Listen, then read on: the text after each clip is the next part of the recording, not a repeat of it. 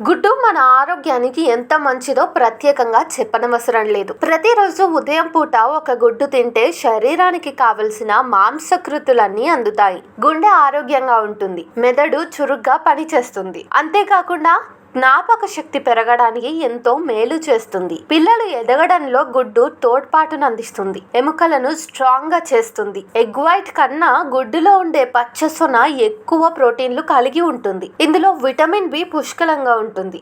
Egg లోని protein రక్తపోటును తగ్గించడానికి, బోన్స్ ఆరోగ్యంగా ఉండడానికి గుడ్డులోని విటమిన్ డి, ఇనుము ఎంతో ఉపయోగపడుతుంది. కాగా మనిషి ఆరోగ్యం కోసం ఎన్నో పోషకాలుండే గుడ్డు రోజుకొకటి తిన్నా సరిపోతుందని పౌష్టికాహార నిపుణులు చెబుతూనే ఉంటారు. అలాగే గుడ్డు తినేవారు ప్రతిరోజు వ్యాయామం కూడా చేయాలంటారు. అయితే తాజాగా గుడ్డు ఓ చిన్నారి ప్రాణం తీసిన ఘటన సిద్దిపేటలోని దౌల్తాపూర్ గ్రామంలో చోటు చేసుకుంది. గుడ్డు తింటే ఆరోగ్యంగా ఉంటాడని భావించి సంగీత అనే మహిళ తన బిడ్డకు ప్రతిరోజు గుడ్డు పెడుతుంది. ఒకరోజు సంగీత తన కుమారుడికి ఉడకబెట్టిన గుడ్డును పొట్టు తీసి చేతికి ఇచ్చింది. తర్వాత ఆ పిల్లాడిని అక్కడే వదిలేసి ఆమె పని చేసుకోవడానికి వంటగదిలోకి వెళ్ళింది. సంగీత వెళ్ళగానే ఆ పిల్లాడు గుడ్డు నోట్లో పెట్టుకున్నాడు. ఆ గుడ్డు కాస్త గొంతులో ఇరుక్కుపోయింది. అతడిని ఎవరూ గమనించకపోవటంతో పిల్లాడు కొంతసేపటి వరకు అలాగే పడి ఉన్నాడు.